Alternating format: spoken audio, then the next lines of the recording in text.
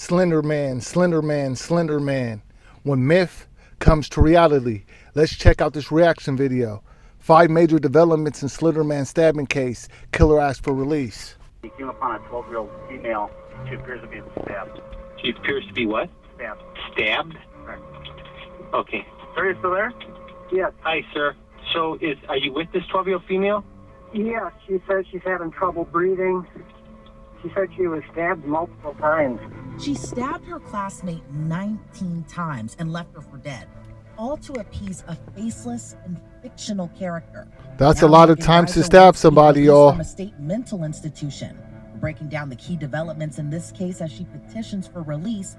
Criminal defense attorney Bob Motto. Welcome to Sidebar, presented by Law and Crime. I'm Elizabeth Milner. This is wild. 10 years ago, at just 12 years old, while playing a game of hide and seek in a local Waukesha, Wisconsin park. At Morgan 12 Geyser years old, are you really principal. She stabbed her classmate really Payton Leutner 19 responsible for this? times, while Geyser's friend Anissa Weier urged her on. The two preteens left Payton for dead and went on their way. Payton thankfully was able to crawl to safety and flag down a cyclist who called 911. Wait. I'm confused. The stab victim She appears to be stabbed. got away and called the police? That's wild. Okay. Sir, are you still there? Yes. Hi, sir. So, are you with this 12-year-old female? Yes, she says she's having trouble breathing. She said she was stabbed multiple times. Stabbed multiple times? Yeah. I wonder if Okay, he can sir, see are you with this. her right now? Yes. Is she awake? She's awake. Is she breathing? Yeah, she's breathing. She said she can take shallow breaths. She's alert. Wow. Okay, stay with her. We're sending the police department. Don't hang up, okay? Oh, Hold on just a minute. Don't hang up. May 31st, Okay. 2014, her whole life changed. Is there any assailant around? I didn't even look. I don't see anybody. It's a Said he don't see stay nobody right around with her. Sir. Is she on the ground or is she standing up? No, she's laying on the grass. Laying on the grass. Stay right with her. Just How let did me you know find if her? She's just she's laying there remaining stabbed conscious up. or This not, is wild. Okay. Is there any bleeding going on? Her clothing has got blood on it. Where are the wounds? Do you see where the wounds are? No, I don't know if I should be rolling her over and checking or not. Wow. Do you know where? Okay, just stay with her and just let me know if she's conscious or alert or stops breathing or anything. Hold on, I'm going to talk to the ambulance. Police are also en route. Okay, thank you. I'm bothering you at all? My shade? Okay. Just keep her in that This is position. a dire Just let me know situation. if Every breathing. minute that passes, Once the eventually two her were life. caught by authorities, they blamed the stabbing on a tall, thin, faceless man. And as you may have guessed it, he wasn't even real. The case Wow. gained notoriety across the world and became known as the Slender Man stabbing. Morgan Geyser and Anissa Weier were both convicted for their roles in the infamous crime and sent to mental institutions. They Now didn't one of even those get girls is asking sent to be prison. released They got from sent to Payton's mental hospital. institutions. Morgan Geyser, who brutally stabbed Payton Leutner, is asking a Waukesha County Circuit judge to be Wow. released. She virtually appeared inside a Waukesha courtroom on Monday. We'll get to that hearing in just a moment, but first, let's go back to 2014. 3 young girls had a sleepover. They go to a park. Geyser stabs Payton Leutner as Anissa Weier eggs her on. Okay, so they know Leutner each barely other. survived her wounds, according. So they know each other. They're at a sleepover. And then, somebody probably said something about the Slender Man fiasco. And they got busy. Officials. Once officials captured Geyser and Weier on a Wisconsin interstate, the two were reportedly cool, calm, and collected. They told investigators they're earning the rights to become servants to the fictional Slender Man, and if they failed, their Whoa. families would be killed. Once the case went through the She courts, said they're Weier earning their was rights tried to as be a with guilty Slender Man. guilty She didn't murder. even blame it Both on girls Slender pleaded Man. not guilty due to mental illness, but ultimately took plea deals to avoid prison. Anissa Whoa. Weier received 25 years in the Wisconsin Department of Health Services, but Morgan Geyser received 40 years. I wonder what's the Petition for same difference conditional between release that Geyser is asking these years. for now. Weier was granted that conditional release in 2021 and allowed to live with her father.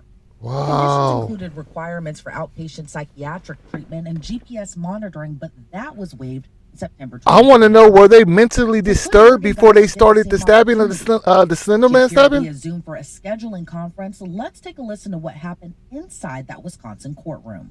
Are they heavily Well, the matter medicated? is here today with regard to a petition filed for conditional release. It was filed on January 17th. I have the petition, district attorney. If Slender Man told him to do it, would Slender Man tell him to do it again? Upon the filing of the That's petition, what I want to know. court's responsibility then is to appoint doctors to examine Ms. Geyser, and then for those doctors to submit a report to the court and to the parties. Slender Man is a demon, a very demonic entity, and some people with weak minds really will fall into this stuff. Conferred with regard to how to proceed. We did, Judge. Both Mr. Spakowitz and I think it would make sense for the same doctors to be appointed. All right. Certainly on our end, we're asking for Dr. Kenneth Robbins. That's who we're requesting. I think the state is asking for Dr. Collins. They probably know these are, doctors. Judge, and Dr. Lundbaum was the third doctor that's previously been appointed. As Mr. Cotton indicated, I think we both agree that it makes sense to have those same three doctors appointed. Man. All right. The court's satisfied with each of those doctors as Even if the other girl didn't stab her, she was still there, and she should get the same amount of time as the stabber, right? Collins, she'd be appointed on behalf of the state. Court will appoint Dr. Robbins, Kenneth Robbins, on behalf of Ms. Geyser, and the court will appoint Dr. Lundholm on behalf of the court. This is a really tough case, and it shows you the world is super scary. And sometimes This you is don't a know very what to do when tough you get injured. case. To discuss the case and upcoming hearing, we're joined by criminal defense attorney and host of the Defense Diaries podcast, Bob Mata. Bob, thanks so much for joining us today. We really appreciate your time. So, Bob, this was a case that stunned the world. A young girl almost died after being stabbed by Geyser. In your opinion, has she served enough time, and do you think she'll be released from the mental hospital?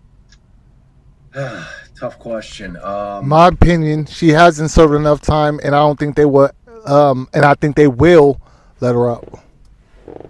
Maybe. It's really a maybe to both answers, and that's really. I'm just saying what they tell. Would Slender Man tell them to kill again? They're going to come back with in terms of the evaluations. If the doctors say, "Look, she had something going on mentally. We think that we've been able to get it fixed.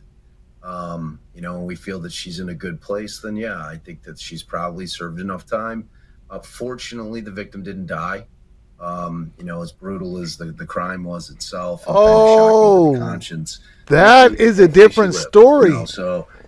It was just a vicious stabbing. The little girl didn't die, but they still got a whole bunch of time. In light of the fact that her partner in crime's already out, if she's good to go mentally, then I think that she's probably been in long enough. How long has she been in there? And some might say Morgan was young and she didn't know any better. I mean, she was just 12 years old when this crime was committed. But if the victim in this case would have died from the stabbing, would we even be having this conversation? Would she even be possibly considered for conditional release? Absolutely. Probably not. Absolutely, she would, to me, in my opinion. Attempt to the actual homicide itself, which is a much different evaluation, but that doesn't remove the fact that she was 12, and it's just not a developed mind. It's just not a developed mind. We can try, I think we talked about it last time, it was a very adult act in terms of the violence and the level of violence that took place, but it was very lower level kid, undeveloped mind, to think Slender Man's gonna help you out. Time in terms of aging, it's only life experience and time that can make you, fully developed mentally, and she just didn't have that. So, that will always have to be taken into consideration. But if the victim had passed away, then were both of these she'd be getting out now. Kids crazy, just kicking it with each other, just a group of crazy kids? We're very optimistic this time around. I think it's been very difficult for her. You look at Morgan as somebody who was 11 years old, 12 years old when this first happened, and she's now spent nearly half her life in custody. So I think the whole process is certainly weighing on her. That is deep. She spent half her life in custody because his Slender Man demon told her to do something crazy. Or they seen it on a movie or a YouTube or something like that, and they really tried it. Kids' minds are impressionable. She looked really good today. You could see her on the screen. She has full privileges at the hospital. She's getting out. She's his watch. She's doing very well. Do you expect any objections to her release from the victim's family? It could happen. I don't know what. Hell yeah, they should object, man. They just now stabbed this person 19 times with no remorse. You know what I'm saying? And said that a demon told them to do it. Maybe the demon can tell them to do it again.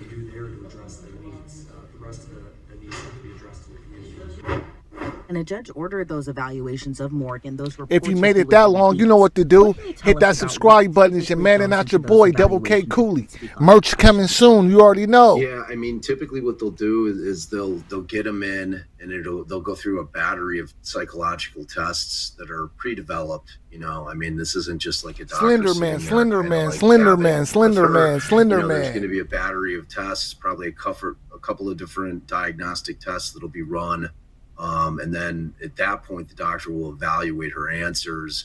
You know, they're always looking for things like malingering or lying, you know, and to try to figure out if the Malingering. I don't know what that means, but it sounds like a good word. With doctors, because Malingering. it's tough. You know, I mean, you know, if you're the doctor in that situation, you want to make sure that you're getting it right, because you know that the judge is going to be depending entirely. These young ladies, since they're mentally disturbed, they need to have a lifetime. You know, that's what we can a lifetime jacket on that them. we'll get a pretty Every day, thorough, every Tuesday report check-in, will like be a probation generated or as something. well, so that we'll be actually able to dig into it and see what the doctors thought. And let's speak a little bit about the victim in this case. Is it possible we could hear from victim Payton Leutner? Will she be able to speak out in court? Do you know if a victim advocate possibly could speak out in court? What if there's the possibility Payton Leutner and her family are absolutely vehemently against Morgan Geyser? I think should be in the mental hospital. Is it possible that'll have I don't think she should be released. into the outcome of the decision? That's wow. You would hope so. It would have to have weight. You would hope. Now, I don't know in this situation if a victim impact statement will be allowed. You know, typically because it's a sentencing, 5151 case. And I know for paroles, like for straight parole board hearings, oftentimes the victims can come in.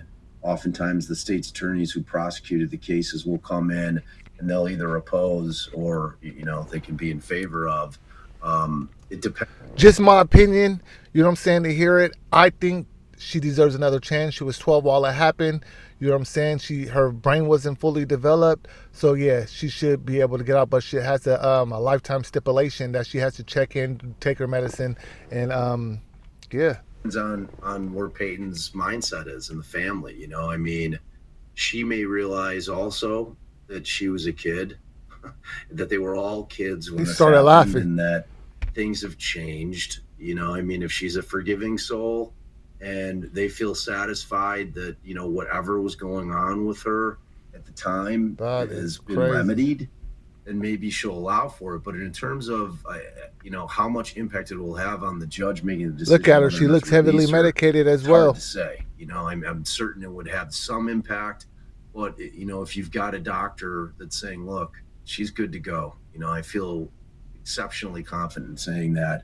I think the question is, will she kill again? The victim, that she'd probably get released.